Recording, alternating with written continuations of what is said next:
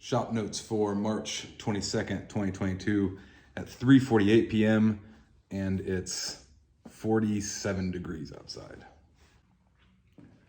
I was talking to my friend Jared this morning about some messages that we received as kids and into adulthood about grandiosity. The messages were to be small and be low and be humble and quiet and submissive. Don't be grandiose. Don't be poetic.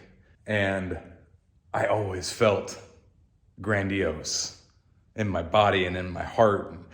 And the messages were, don't be grandiose. And something in me always said, but I am. And now in adulthood, at 38, I look around and it all just feels so big and theatrical. And I love it. And then there's also that voice that I hear that says, be quiet about it.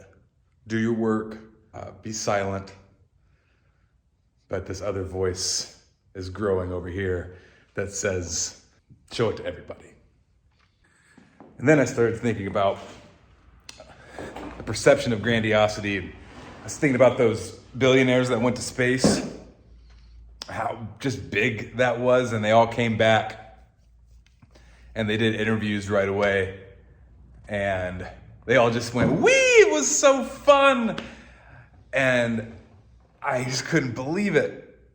I couldn't believe, not at least in the interviews, not one of them came back and were just stunned at the vastness of all of it.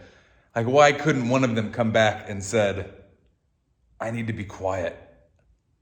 Come back in 2 weeks and talk to me, because what I've just seen is unfathomable. There's good grandiosity in that somewhere. I don't know what it is, but in that needing to be quiet amidst something so fantastic.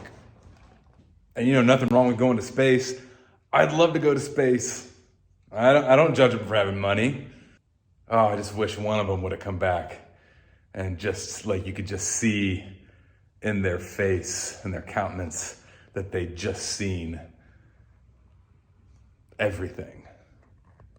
I don't always know how all of the things dancing up in here apply to, all of this work, but I know they're holding hands. I guess I don't have to know what the direct correlation is. Just, it's good to know that they're informing each other.